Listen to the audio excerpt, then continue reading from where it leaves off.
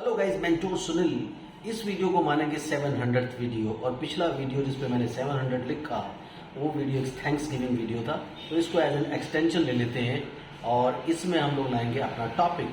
आज डिस्कस करने वाले हैं ओडीडी पर, that is oppositional defined disorder, जिसको बहुत ज्यादा कंफ्यूज किया जाता है ऑटिज्म के साथ, और आप लोग बहुत ज्यादा परेशान हो जाते हैं, टेंशन ले लेते हैं सिर्फ इस वजह से क्योंकि आपको लगता है कि ये ऑटिज्म एडीएचडी वाली कैटेगरी में डेफिनेटली स्पेक्ट्रम में है, लेकिन आप ये मान के चले कि इसका हैंडलिंग टोटली डिफरेंट होता है क्योंकि इसमें ज्यादातर करके बिहेवियरल प्रॉब्लम्स होती हैं। तो चैनल को सब्सक्राइब कीजिए, लाइक कीजिए, शेयर कीजिए, पूरी दुनिया में फैला दीजिए। मुझसे कंसल्ट करने के लिए एशियन कंसल्टेशन 1000 रुपीज, एशिया के बाहर से कंसल्ट करना चाहते हैं 3000 रुपीज अकाउंट ट्रांसफर देकर आपको मेरा अपॉइंटमेंट इजीली मिल जाता है। सो एशियन कंट्रीज में सारे कंट्रीज आएंगे, नेपाल आएगा, बांग्लादेश आएगा, पाकिस्तान आएगा, उसके अलावा जितने भी कंट्रीज एशिया में वो सब कंट्रीज आएंगे जहां से आप कंसल्ट कर सकते हैं सिर्फ 1000 रुपीज डिपॉजिट करके, 1000 इंडियन रुपीज डिपॉजिट करके। सो बात कर रहे हैं ओडीडी पर। ओडीडी इसको पहले स्प्लिट करते हैं ऑपोजिशनल, यानी कि ऑपोजिशन में खड़े हैं। आप राइट कहेंगे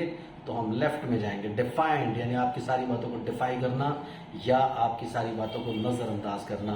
ऑपोजिशनल डिफाइंड डिसऑर्डर यानी ऐसा डिसऑर्डर जिसमें बच्चा सिर्फ और सिर्फ आपके ऑपोजिशन में खड़ा होता है। आप कहते हैं इधर चलने के लिए, बच्चा उधर चलने को तैयार है। इसमें जैसे आप देखते हैं ना, एडीएचडी दो तरह का होता है, वर्बल और नॉन वर्बल। इसी तरह से ओडीडी भी दो तरह का होता है, एक आप ये समझ के चलिए वर्बल, एक नॉन वर्बल। वर्बल ओडीडी में बच्चा जो है चीख कर चिल्लाकर आपको बहुत बुरा भला बोल करके आपकी बात को मना करता है, लेकिन नॉन वर्बल में बच्चा क्या होता है, टेंट्रम थ्रो करके, गुस्सा करके, चीख के, चिल्ला करके, आपको स्नैच करके, आपको नोच करके, जो भी आप करवाना चाहो काम, वो सारे के सारे काम का ऑपोजिशन करता है। आप होमवर्क करवाना चाहते हो, बहुत बड़ी प्रॉब्लम्स हैं। आप उसे किसी चेयर पर बिठा करके कोई प्रैक्टिस करवाना चाहते हो, बहुत बड़ी प्रॉब्लम्स है। आप खाना खाने के लिए बोलते हो, बहुत बड़ी प्रॉब्लम्स है। ये खिलाने के लिए बोलते हो तो वो खाना है, वो खिलाने के लिए बोलते हो तो वो खाना है। तो इतनी सारी प्रॉब्लम्स आपको फेस करनी पड़ती हैं ओडीडी में, और कई लोग इसे कंफ्यूज कर लेते हैं। ये मान लेते हैं कि मेरे बच्चे को एडीएचडी है और ऑटिज्म है, इस वजह से मेरा बच्चा बोलता नहीं है, क्योंकि यूजुअली जो आप चीजें कंसिडर करते हैं वो कंसिडर करते हैं बोलने का। सो आप थोड़ा सा इसमें देखने की कोशिश करें कि एक्चुअल और ओवरऑल बिहेवियर आपके बच्चे का कैसा है। क्या आपका बच्चा हर ही चीज को अपोज कर रहा है? अगर वो सारी चीजों को अपोज करता है, इजीली कोई काम आपको नहीं करने देता, खाना खाने के लिए आपको परेशान करता है, कोई प्रैक्टिस थेरेपी आप करवाना चाहते हैं उसके लिए परेशान करता है, जैसे आप चेयर पर बिठाते हैं, सिटिंग टॉलरेंस का प्रैक्टिस करवा रहे हैं, तो उससे चेयर पर बैठते ही चीखना चिल्लाना रोना शुरू कर देता है, क्या वो इस तरह का बिहेवियर करता है? और अदरवाइज जब वो आप उसे अकेले छोड़ते हैं, उसकी मर्जी पर छोड़ते हैं, तो वो सारा दिन खुश रहता है। लेकिन जैसे ही उसे कोई काम करवाने के लिए बोले, वो बिल्कुल ऑपोजिशन में आता है। तो जैसे मैंने बताया, ऑपोजिशन दो तरह का आता है। एक ऑपोजिशन होता है जिसमें बच्चा वर्बल होता है, दूसरे ऑपोजिशन में वो नॉन वर्बल होता है, लेकिन अपनी एक्टिविटीज से और अपनी तोड़ फोड़ से वो ये जाहिर करने की कोशिश करता है कि मुझे ये चीज पसंद नहीं आ रही और मैं आपके कहने से ये चीज नहीं करने वाला। सो कई बार आपके बच्चे को लगता है, आपको लगता है ऐसा, या आपके थेरेपिस्ट डायग्नोज करते हैं उसको कि उसको एडीएचडी और ऑटिज्म का प्रॉब्लम है, लेकिन प्राइमरीली आपके बच्चे को ओडीडी का प्रॉब्लम होता है, जिसकी वजह से वो डिसाइड कर लेता है मुझे इन लोगों से कम्युनिकेट नहीं करना। सो ओडीडी आने के कई सारे रीजंस हो सकते हैं। फॉर एग्जाम्पल, आपकी फैमिली के अंदर सबसे बड़ी प्रॉब्लम क्या है कि अगर आपकी जो प्रेग्नेंट लेडी होती है जिसको बच्चा डिलीवर करना है, वो प्रेगनेंसी के दौरान बहुत खुश ना रही हो, उसको कई तरह के मेंटल ट्रॉमास हो, बहुत सारी परेशानियां हो, बहुत सारी प्रॉब्लम्स हो, तो कई बार ऐसा होता है कि बच्चे के अंदर ओडीडी का प्रॉब्लम आता है।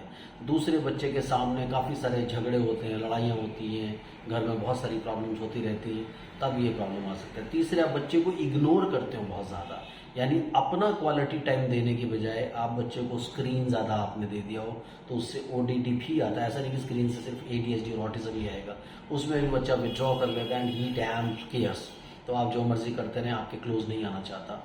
उसके अलावा बाहर, या जब उसने स्कूल में या किसी प्ले वे में या किसी क्रैच में जाना शुरू किया, वहां उसका एक्सपीरियंस कोई अच्छा नहीं हुआ, तब जाकर के उसको प्रॉब्लम, यानी किसी तरह का मेंटल ट्रॉमा हो, मदर के लिए हो या बच्चे के लिए हो, या फैमिली कंडीशंस ऐसी हो, तब यूजुअली ओडीडी की प्रॉब्लम्स आ सकती हैं। और या बहुत ज्यादा आप लोगों ने बच्चे को पैम्पर किया हो तब भी ओडीडी की प्रॉब्लम्स आती हैं, क्योंकि उसमें क्या होता है कि बच्चे को ना सुनने की आदत ही नहीं है, उसके सारे काम हंसते हंसते बगैर उसके एफर्ट किए हो जाते हैं, तो उसके बाद वो फिर एफर्ट करना ही नहीं चाहता।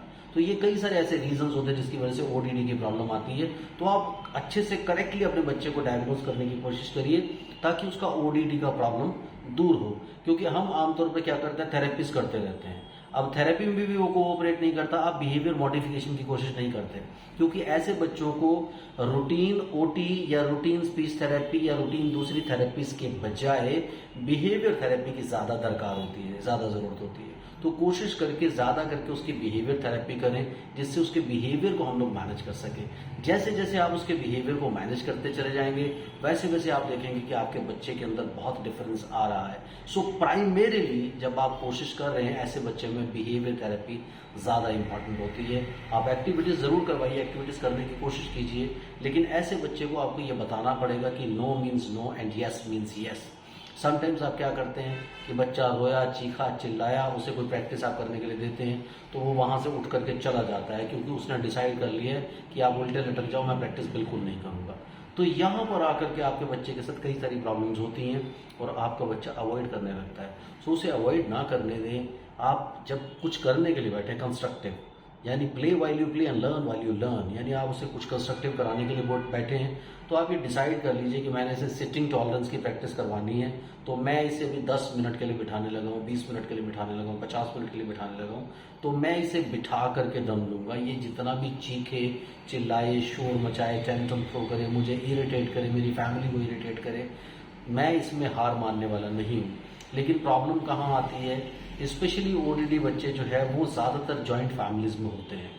कई बार क्या होता है कि जैसे मैंने पहले बोला, कई सारे रीजंस हो सकते हैं, यानी दोनों चीजें हो। जॉइंट फैमिली में पैम्परिंग मिल सकता है, ज्यादा पैम्परिंग मिल जाए कि मदर बच्चे को समझाने की कोशिश करे, किसी चीज के लिए टोक रही है, तो पेरेंट्स बीच में आ जाते हैं कि नहीं बच्चे को क्यों रुला रहे हो, ऐसा क्यों कर रहे हो, वैसा क्यों कर रहे हो। तो बच्चे उनको पेरेंट्स उनको कोई एज दे देते हैं साथ में, यानी उनको कहीं ना कहीं पैम्परिंग मिल जाता है। उनको पता चल जाता है कि यार ये जो औरत मुझे बोल रही है या टोक रही है, इसकी बात तो मुझे माननी नहीं, यानी वो मदर्स के साथ फिर अपोज करना शुरू कर देते हैं। सो ऐसे ही जब फैमिली के अंदर बहुत ज्यादा इग्नोरेंस, यानी न्यूक्लियर फैमिलीज में कहाँ प्रॉब्लम आती है, जॉइंट फैमिली में ये प्रॉब्लम आ गई कि उसको सपोर्ट मिल गई। न्यूक्लियर फैमिलीज में प्रॉब्लम ये आती है कि उसको इग्नोरेंस मिल गया, यानी आप लोग अपने अपने कामों में बिजी हैं, दोनों लोग जॉब पे जा रहे हैं, बच्चे को कोई मेड देख रही है, सर्वेंट देख रहा है या हाउस हेल्प देखने की कोशिश कर रही है, तो फिर वो क्या होता है कि ज्यादा करके बच्चा जो है वो आप लोगों को पसंद नहीं करता, क्योंकि आप लोग परफेक्ट टाइम पर उसको टाइम देने की कोशिश नहीं कर रहे हैं। तो जब आप परफेक्ट टाइम पर टाइम नहीं देते हैं, तो फिर जब आप मिलते हैं बच्चे से, तो बच्चे में वो रिसेंटमेंट होती है, वो गुस्सा होता है, और उसकी वजह से बच्चा आपसे अवॉइड करने लगता है। और जो अवॉइडेंस बिहेवियर आता है, आप फिर कुछ करवाना चाहते हो अपने बच्चे को, तो वो कहीं ना कहीं अपोज करता है। इसके पहले मैंने एक रीजन आपको बताया कि प्रेगनेंसी के दौरान अगर मदर के साथ, यस प्रेगनेंसी के दौरान अगर मदर के साथ बहुत ज्यादा मिसबिहेव होता है, उसको ऐसी कंडीशंस नहीं मिलती, क्योंकि हम अक्सर कहते हैं, चाहे आप शास्त्रों में पढ़ो, किताबों में पढ़ो, कुरान में पढ़ो, आप आयतों में पढ़ो, आप किसी भी चीज में पढ़ो, गीता में पढ़ लो, आप कहीं भी जाके पढ़ लो, सब जगह ये लिखा है कि मदर के साथ आपको अच्छा बिहेव करना बहुत इंपॉर्टेंट है। यानी प्रेगनेंसी में मदर को खुश रहना बहुत इंपॉर्टेंट है। ज्यादा से ज्यादा अच्छी अच्छी किताबें पढ़े, अच्छे से अच्छा लिटरेचर देखे और खुश रहे। उसकी सारी इच्छाएं ना, उसको बोलते हैं ना कि अगर वो खाने का मन है किसी चीज का स्पेशल, क्योंकि वो बच्चे का मन कर रहा है, तो वो सब चीजें आपको देनी चाहिए। यानी आपको खुशनुमा माहौल बना के रखना चाहिए। अगर आप चाहते हैं कि आपके घर के अंदर जो बच्चा डिलीवर हो रहा है वो हेल्थी हो मेंटली, तो फिर आपको कोशिश करनी पड़ेगी कि उसे मदर, जो वुड बी मदर है, वो मेंटली हेल्थी हो। लेकिन यहाँ हम लोग चूक कर जाते हैं काफी टाइम पर, तो वो सारे के सारे रीजंस नहीं होने चाहिए। उसके अलावा जब आप बच्चे को क्रच में भेजते हैं, वहां भी आप एक चेक रखिए कि बच्चे के साथ कैसा बिहेवियर हो रहा है। समटाइम वहां पे बैड बिहेवियर हो जाता है, तब भी ओडीडी की प्रॉब्लम्स आ जाती हैं। तो ये इतने सारे रीजंस बनते हैं, इन सारे रीजंस को रिपेयर करना बहुत इंपॉर्टेंट होता है। सो ओडीडी की जो प्रॉब्लम्स है वो ज्यादा करके ये सारा जो आसपास हमारे एनवायरनमेंट होता है वही ट्रिगर करता है। सो इन सारे ट्रिगर्स को अगर आप रोक लें तो ओटीटी की प्रॉब्लम भी कभी नहीं होगी। चैनल पे आप कमेंट ज्यादा से ज्यादा करते रहिए। 700 वीडियोस कंप्लीट हो गए हैं। मैं चाहता हूँ कि बहुत सारे वीडियोस हो, वीडियोस को पूरा देखा कीजिए। ज्यादा कमेंट्स, ज्यादा videos. Thank you very much. Bye bye.